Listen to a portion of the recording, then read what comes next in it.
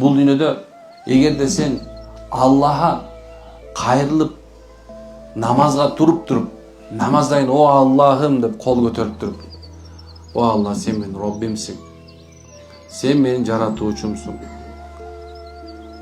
сен каалаган нерсе болот, сен каалабаган нерсе болбойт, мен сенин каалооңдомун, менин каалоомду сен аткарасың, сенден сураарым, мен бул дүйнөдө чачырап кеткен иштеримди кайра чогултуп бере көр. Эгерде сен чогултуп бербесең, мен кайра ордуна алып келе албайм, о Кудайым.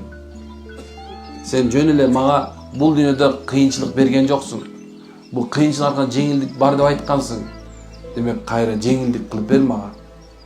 Бирок жеңилдикти бергенден кайра кыйнап салбачы, анткени мен мындан тажадым деген сөз оозунан чыксачы. Алла Таала периштелерге айтат экен.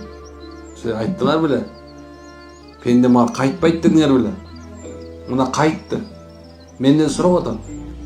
Тездик менен дейт экен. Бак, аткаргыла.